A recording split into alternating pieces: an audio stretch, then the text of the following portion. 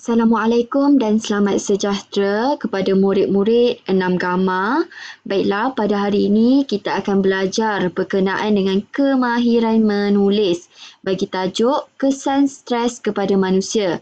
Objektif pembelajaran pada hari ini ialah mengedit dan memurnikan petikan kesan stres kepada manusia dari aspek ejaan, tanda baca, kosakata, imbuhan dan struktur ayat dengan betul. Baiklah, objektif yang kedua ialah menulis 5 ayat yang betul dari aspek ejaan, tanda baca, kosakata, imbuhan dan struktur ayat berdasarkan petikan kesan stres kepada manusia. Okey, baiklah, kita akan pergi ke slide yang seterusnya. Apa yang kamu dapat lihat dalam gambar yang telah dipaparkan? Ini adalah menunjukkan gambar orang yang tengah stres. Jadi apa kesan stres ni? Boleh menyebabkan sakit jantung dan juga boleh menyebabkan kematian. Okey, baiklah. Kita akan lihat kepada aktiviti seterusnya. Okey, aktiviti seterusnya ialah aktiviti membaca petikan kesan stres kepada manusia. Baiklah.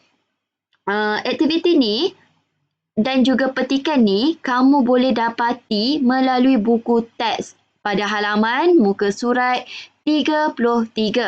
Jadi kamu boleh tengok dalam buku teks kamu dan baca petikan kesan stres kepada manusia ini.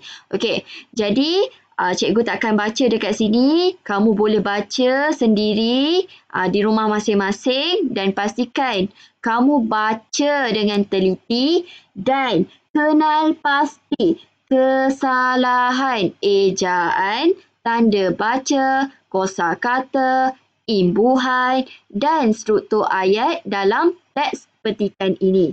Okey, baiklah. Kita tengok seterusnya. Ini adalah warna mengikut jenis ejaan. Jika kamu lihat tadi dekat arahan cikgu dekat sini, ejaan. Di bahagian sini, di bahagian sini ejaan warna merah. Tanda baca warna biru. Kosakata warna kuning. Imbuhan warna hijau.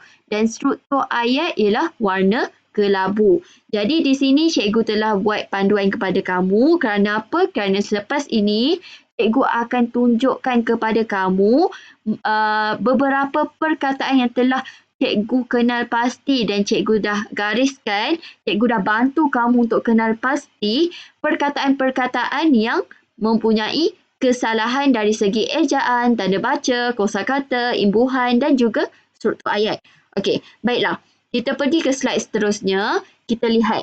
Okey, daripada sini cikgu dah gariskan. Cikgu dah bantu kamu gariskan perkataan yang mempunyai kesalahan dari segi jenis ke jenis kesalahan itulah.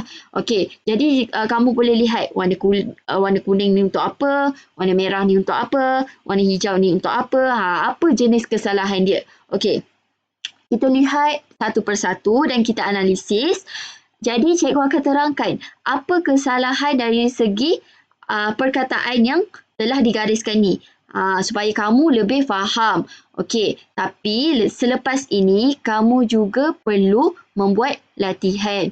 Okey, baiklah cikgu akan terangkan satu persatu. Kita lihat di perenggan yang pertama di perkataan rencana. Di perkataan rencana ni mempunyai kesalahan dari segi kosakata. Yang mana perkataan rencana ni tidak sesuai digunakan. Jadi, cikgu telah menggantikan perkataan rencana ni kepada buku. Okey, kepada buku. Okey, seterusnya kita lihat kesalahan yang kedua. Yang cikgu gariskan warna biru ni. Sebab dia punya tajuk, okey. Asya yang sedang membaca sebuah rencana bertajuk mengawal tekanan. Kemudian beliau. Okey, selepas perkataan tekanan ni, beliau. Okey, beliau ni pada awal perkataan ialah huruf besar. Jadi, sepatutnya sebelum perkataan yang mulakan dengan huruf besar, kita perlu letakkan tanda baca noktah. Jadi, dekat sini, selepas mengawal tekanan tu, perlu letakkan titik ataupun noktah. Jadi selepas noktah, barulah perkataan yang dimulai dengan huruf besar. Okey, seterusnya pergi ke perenggan kedua. Okey. Selamat pagi Aisyah, apakah maklumat yang menarik dalam rencana itu? Okey, kita tengok daripada sini, cikgu dah letak tanda warna biru ni. Apa tandanya? Tandanya ialah kesalahan tanda baca. Okey, kita tengok. Selamat pagi Aisyah, sepatutnya perlu diletakkan tanda noktah. Tapi dekat sini dia terus berterusan ayat dia. Jadi salah. Okey, seterusnya selepas tanda noktah perlu perkataan dengan huruf besar yang dimulai dengan huruf besar. Selepas noktah perlu perkataan yang dimulai dengan huruf besar. Jadi apakah ni perlu huruf besar bagi huruf A. Bagi perkataan apakah ni, huruf depan dia perlu huruf besar. Jadi apakah ni ditukarkan seperti ini.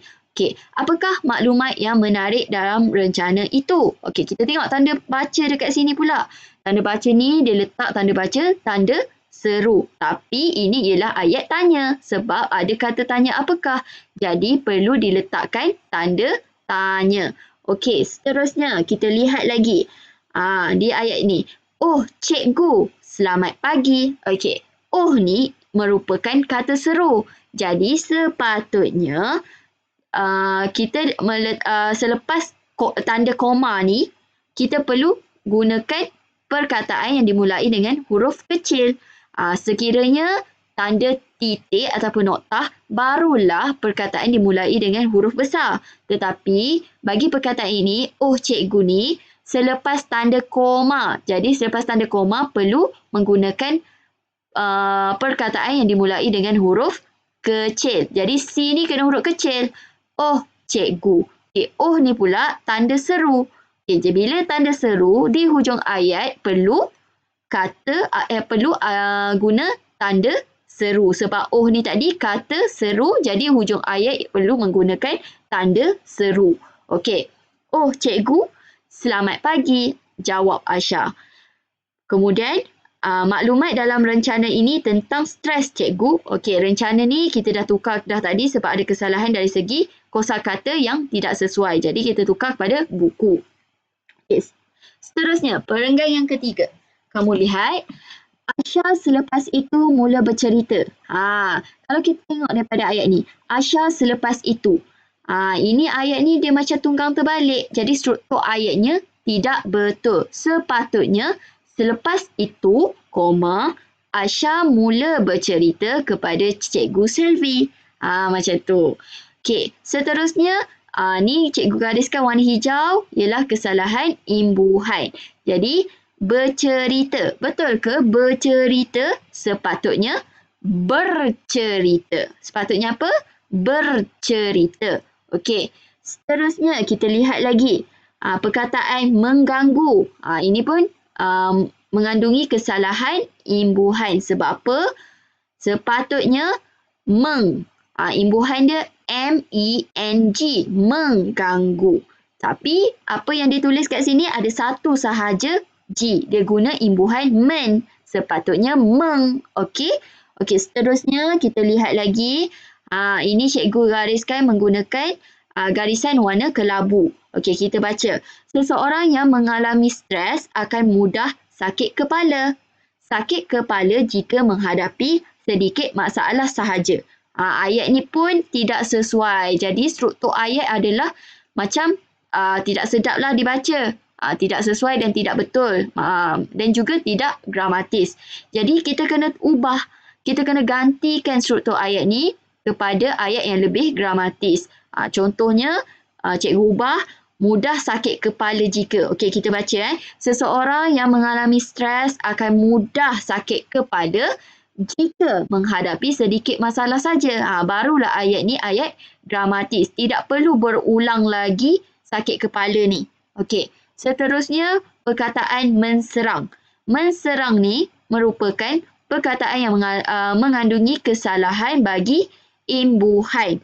Jadi sepatutnya menyerang. Dia menggunakan imbuhan men. Kalau imbuhan men berjumpa dengan perkataan yang dimulai dengan S, sepatutnya S tu bertukar kepada Y. Jadi, menyerang. Okey, cikgu harap kamu faham yang itu. Okey, kita pergi ke perenggan yang kelima. Okay, ayat yang pertama. Oh, begitu. Yang ni merupakan kata seru. Jadi, selepas kata seru, perlu diletakkan tanda koma. Okey, begitu. Lepas tu, selepas begitu ni, barulah kita letak tanda seru. Okey. Jadi, bila kita tengok ayat ni, merupakan ayat cakap ajuk. Bila ayat cakap ajuk ni, kita perlu letak tanda pengikat kata di awal dan di akhir kata. Jadi, di awal dia kat sini. Di akhir dia dekat selepas begitu. Sebab dia kata, oh begitu. Cikgu Selvi ni cakap begitu je. Oh begitu. Jadi habis dah dia punya cakap ajuk dia. Okey. Balas Cikgu Selvi dan terus mendengar penerangan daripada Asha. Okey. Kemudian kita lihat ayat yang seterusnya. Kita perlu letakkan tanda pengikat kata juga sebab ayat apabila seseorang itu stres, mereka akan sakit dada. Mereka sukar bernafas atau bernafas secara tidak stabil. Dekat sini merupakan ayat penerangan daripada Asha. Tengok ayat seterusnya. Asha memberikan penerangan dengan tekunnya. Maksud kat sini Asha yang memberikan penerangan kepada Cikgu Selvi. Jadi ayat ni merupakan ayat cakap ajuk. Jadi kita perlu letakkan tanda pengikat kata di bahagian permulaan dan juga di bahagian akhir. Okey. Seterusnya, perkataan atau. Perkataan atau ni pun adalah merupakan perkataan yang mempunyai kesalahan dari segi kosakata yang tidak sesuai. Sepatutnya, mereka sukar bernafas. Sebab apa? Kerana. Kata hubung atau ni ditukarkan kepada kerana. Okey, mereka sukar bernafas kerana bernafas secara tidak stabil. Okey, stabil ni pun kamu tengok garisan dia warna apa? Warna merah. Jadi dia salah dari segi ejaan. Jadi kamu perlu betulkan macam mana cara ejaan stabil yang betul. Jadi kamu perlu tulis di bahagian kotak kosong ni. Jadi cikgu minta kamu isikan ruangan kosong ni dengan jawapan ataupun perkataan yang betul. Kamu tengoklah perkataan itu digariskan dengan warna apa. Okay, jadi contoh macam tanya ni, kesalahan ejaan. Kamu betulkanlah tanya ni dari segi kesalahan ejaan dia apa? Merasa, membuat, tinggil, berbahaya. Jadi kamu betulkan dan isi dalam kotak yang disediakan. Okey, seterusnya. Cikgu minta kamu isikan maklumat ataupun ayat yang betul dari aspek ejaan, tanda baca, kosakata, imbuhan dan juga struktur ayat yang telah diperbetulkan kesalahannya daripada petikan ke dalam peta minda ini. Faham?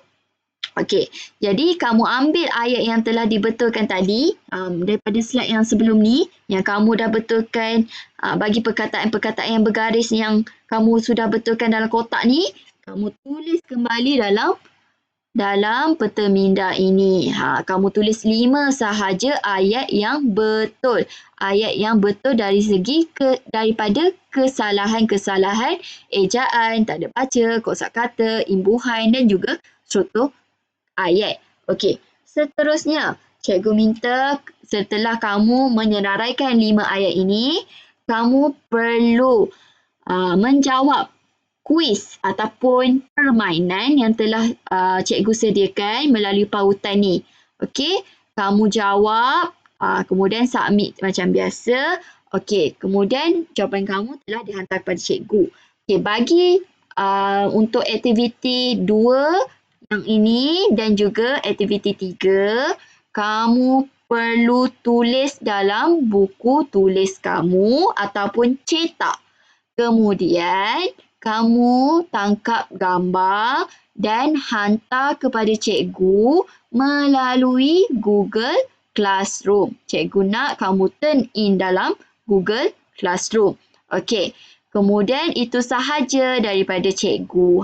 Cikgu harap kamu faham dengan penerangan cikgu pada hari ini berkaitan dengan kesalahan-kesalahan perkataan yang terdapat dalam petikan.